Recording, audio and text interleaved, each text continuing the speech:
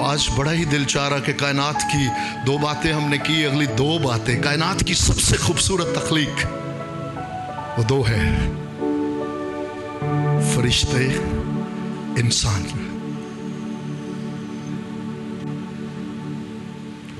क्यों जी? आसमान पर बड़ी गिरोह खुदावंद की तारीफ करने वाले और अपनी शबीह पर अपनी मानद इंसान बनाया। लेकिन आपको मैं खुशखबरी बताऊं, उन सब का हल एक ही है, जिसने बाप के सारे लुटे हुए को वापस दिलाया, और वो मेरे और आपके खुदावंद यीशु मसीह है। एक वक्त में खुदावंद की निगाह बेटे के ऊपर है और पीछे सारे गुनहगार हैं जिनकी तरफ खुदा की पीठ है। और हमेशा याद रखना, खुदा की पीठ जो है यह तारीकी को और लानत को जाहिर करती है, लेकिन उसका चेहरा हमेशा जलाल को, सलामती को और मसाले खुदावंद के कलाम के अंदर वाक़यात तहरीर हुए हैं। मर्द खुदा मूसा से कहा, तू मुझे देखकर जिंदा नहीं रह सकता क्योंकि इंसान नापाक है और मैं पाक हूं। लेकिन जब बेटे को दुनिया में भेजा तो एक नापाक औरत ने पीछे से आकर छुआ, और अब की बार बेटे ने मुड़कर अपने चेहरे का दीदार दिया, क्योंकि अब की बार सब कुछ बदल गया है। कि मर्द खुदा मूसा की जो खिदमत है लोगों के गुनाह याद दिलाने की खिदमत है, लेकिन जब बेटे को दुनिया में भेजा तो गुनहगारों के गुनाह मिटाने की खिदमत है। वो वक्त से बाहर है। क्यों उस नापाक औरत को दीदार दिया? क्योंकि उसकी नापाकी लेने ही तो बेटा आया है। कि आज तू बाप को बेटे में से देख, उसके जलाल को देख, क्योंकि तेरी नापाकी को, गुनाह की सजा, मौत की सजा कुछ ही दिनों में मैं लेने वाला हूं। इसलिए हम शुक्रगुजार हैं। बातें इतनी हो जाती है कि मैं भी मजबूर हो जाता हूं। याद रखिएगा, बहुत सारे ईमानदार हैं जिन्होंने क्रेडिट कार्ड में जिंदगी गुजारी, लेकिन आज दुआ है कि समझ पाए आज का ईमानदार डेबिट कार्ड में जिंदगी गुजार सकता है।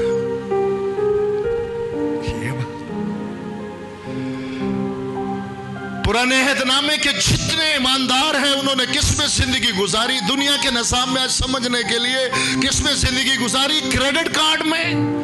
ये बेटी जिसने शिफा पाई उसे कहा गया सलामत चली जाओ और इस बीमारी से बची रहे, क्योंकि तूने बेटे का, बाप का, जलाल का दीदार पाया है। लेकिन स्टिल क्या था? क्रेडिट कार्ड में अभी अदायगी बाकी थी। और फिर भी याद रखें, अगर आज हम वो ईमानदार हो, अगरचे हम मुस्तफीद हो रहे हो, लेकिन स्टिल हमारे दिमाग में ये हो कि क्रेडिट कार्ड है और इसकी अदायगी करनी पड़ेगी, तो क्या हम वो आजादी, वो जश्न मना सकते हैं जो आज डेबिट कार्ड में है? कि आपका अकाउंट के अंदर इतना भरा पड़ा है कि वो डेबिट कार्ड आपके पास है। अब जब जाते हैं तो उसी एटीएम से ड्रॉ करते हैं और ये फिक्र नहीं होती कि अगले महीने अदा करना है। आज के ईमानदार की जिंदगी क्रेडिट कार्ड में नहीं है, डेबिट कार्ड में है। तो याद रखिए, बाप की मोहब्बत है कि उसने बेटे को अबलीस के, मौत के हवाला किया। पहले जब हवाला हुआ तो वो गुनाह, अबलीस और मौत की जद में गया। दूसरे को जब हवाला किया तो रिवर्स करके गुनाह, मौत और अबलीस से रहाई दिलाने के लिए। अमल सेम है, अमल सेम है, याद रखिएगा। इसलिए पहले आदम को, आखिरी आदम को, इनको समझना इंतहाई जरूरी है कि पहले आदम ने अपना आप अबलीस को दिया और तमाम बनीनो इंसान अबलीस की जद में चला गया। लेकिन बाप की बेपनाह मोहब्बत जो बुराई के मंसूबों को भलाई में बदलता है, उसने एक बदन तैयार किया एक आदम को, और उस आदम को खुद अबलीस के हवाले और मौत के हवाले किया। रूह खुदावंद में। और ये तो कभी इंडियन मूवीज भी देखें तो बातें समझ, कहीं ना कहीं आबा मैं इतना नहीं बनने लगा कि मैंने कभी, जिस किसी की कोई बेटी माँ कोई किसी को अगवा करके ले जाते, वो अपने किसी ना किसी को किसी ना किसी तरह उस जगह पे पहुंचाते। क्यों जी? किसने कभी कभी कोई ऐसा सीन देखा है कि वो जहां पर किसी न किसी तरह उनको ट्रेस आउट करते कि वो कहां ले गए, और उसकी मिसाल इवन बाइबल मुकद्दस में मिलती है। आमीन। शुक्रगुजार हूं खुदाए रूल कुद्दस, मेरी रूह आप में शाद है। आप फत दुनिया में नहीं, अपने कलाम में से।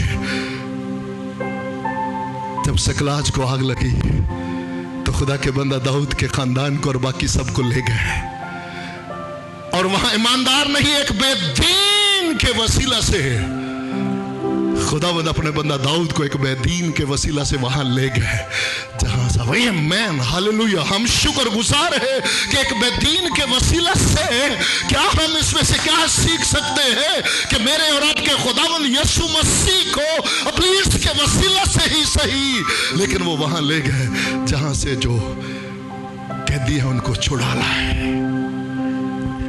बाइबल गवाह है इन बातों की, जिसमें हमारी रूह शाद हो जाती है।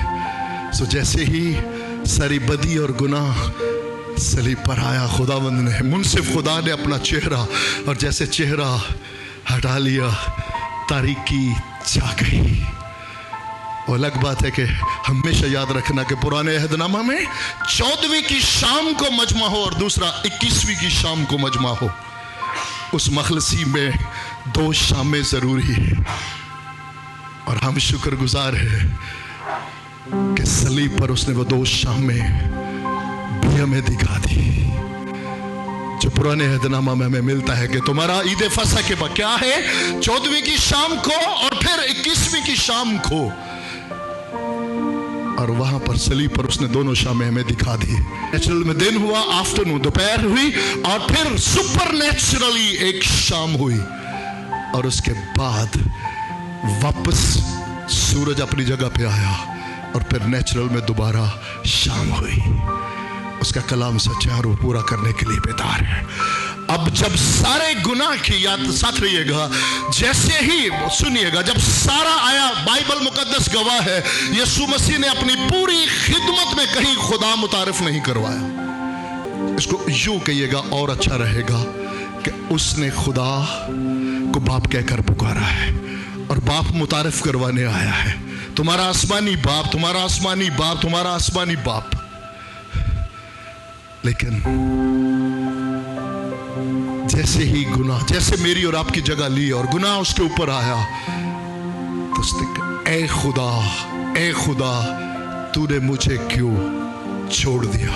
ये खुद मेरे और आपके खुदावंद यीशु मसीह की स्टेटमेंट है, किसी इंसान की नहीं है। इसका मतलब वो छोड़ा गया। 100% हम यकीन रखते हैं कि वो छोड़ा गया। क्यों छोड़ा गया? क्योंकि उसने मेरी और आपकी जगह ली। कायनात का सबसे बड़ा भेद यही है, और रूल कुद्दस से मदद मांगे कि इसे समझ पाए। इसको समझे बगैर और कबूल किए बगैर हम कभी भी उस कुदरत में जिंदगी नहीं गुजार सकते।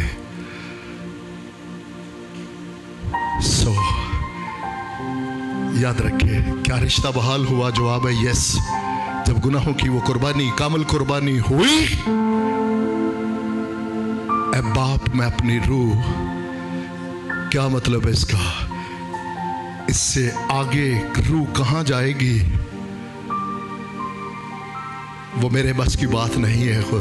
बाप वो आप ही मुझे वापस लाने की कुदरत रखते हैं। क्या भरोसा है बाप के ऊपर।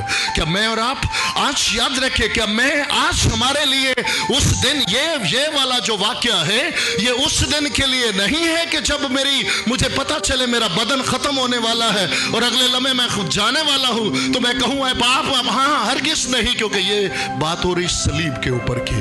और आज एक ईमान लाने वाले के लिए ये जरूरी है इस बात को समझना कि जिस दिन वो यीशु मसीह के कफारे पर ईमान ला रहा है, उसी दिन वो अपनी रूह का मतलब है बेशक अपनी रूह के साथ अपने दिल, अपनी सोचें, अपने ख्यालात, अपने जज्बात उसके सपुर्द करे कि ले खुदावंद मैं अपनी रूह, जान, बदन आपके सपुर्द करता हूं खुदावंद। अगरचे इसमें दूसरी राय नहीं है कि वो रूह जिस दिन हम इस बदन से जुदा होंगे उस दिन भी हमें उस पर भरोसा करने की जरूरत है, लेकिन नई जिंदगी में चलने के लिए जिस दिन हम तौबा करते नजात पाते हैं ये उसी दिन का अमल है। उसी दिन कि जैसे ही कुर्बानी रिश्ता बहाल हुआ, ऐ बाप मैं अपनी रूह, इसलिए ईमानदारों से मिन्नत है कि मत अपने आप को ट्रायल में, दुखों में, उसमें पड़ा रहने दे। बेटे पर भी आया है कुछ देर के लिए, लेकिन बाप और बेटे का जब रिश्ता है तो बेटा, जैसे बाप ने बेटे को मुर्दों में से जलाया, हम में से कोई अगर किसी सबब से ट्रायल मुश्किल में आए भी पुकारे बाप को कि जिस तरह बाप अपने बेटे को छुड़ाया आप मुझे भी छुड़ाने की कुदरत रखते हैं। क्योंकि बाइबल नए अहदनामा में भी बताती है कि आजमाइश से याद रखिएगा तुम्हारा खुदा ऐसा नहीं कि जो आपकी कैपेसिटी को नहीं जानता और आपकी बर्दाश्त से ज्यादा आपको आजमाइश आने दे। उसके कलाम को समझना और यकीन करना बहुत जरूरी है। तड़प उठे, चला उठे, आपका कलाम सच्चा है और खुदा को हाजिर जान के ये आपके खुदा के आपके कदम की जिंदगी है, ये उसकी अमली तजर्बात है कि जब कोई समझ नहीं आती थी तो एक ये आयत ने संभाले रखा, आपका कलाम सच्चा है खुदावंद। आप फरमाते हैं कि अभी आजमाइश जब मेरी कैपेसिटी से ज्यादा होने लगेगी आप निकलने की राह दिखाएंगे, आप निकलने की राह दिखाएंगे खुदावंद।